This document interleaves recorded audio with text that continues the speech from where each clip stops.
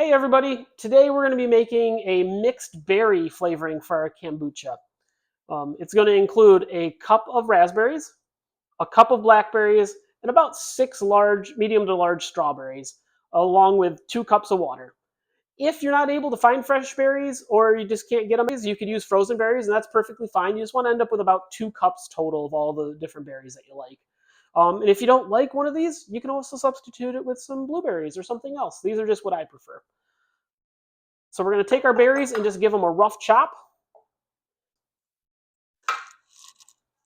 Give them a rough chop, just enough to help them break down, because we're going to boil them for about 15 minutes to get a nice flavor in there.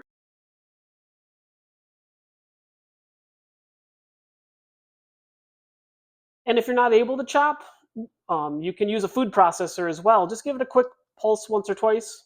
You don't want it too fine, and you don't want it blended up like in a blender either. With our strawberries, we'll just chop the tops off, set those aside, and we'll do the same quick chop. If you're going to throw these in a food processor, make sure you chop off the green tops before you put them in the processor.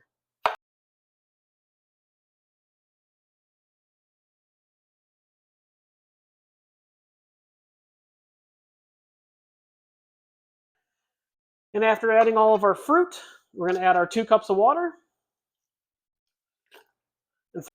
Okay, now it's time to throw this on the stove, and we're going to bring it to a boil.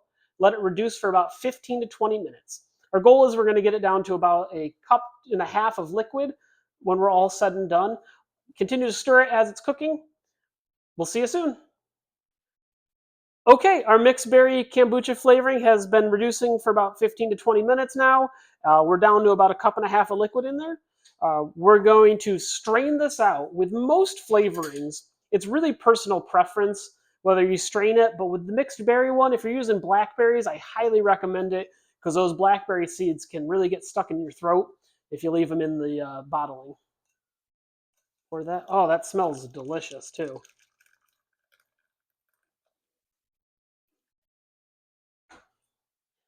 We're going to squeeze out all of this juicy goodness out of these berries through our strainer. Get as much of that flavoring and juice as we can. And once this is strained, we're going to set it aside till it cools, because as with all of our kombucha flavorings, we don't want to add them until they're at least 70 degrees cool, because adding them too hot will kill all of the bacteria and yeast that our SCOBY did all the work to make in there. Can you put it in the refrigerator? Okay, and now that we're done with that, we'll set this aside. All of this mash will go into our compost, and then we'll pour the flavoring into a jar to cool down.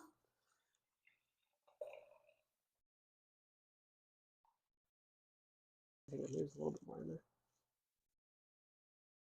Okay, we're going to let this cool for a little bit until it comes down to room temperature, and then we're going to add it to our first ferment kombucha, and then put that into our clean, sanitized bottles.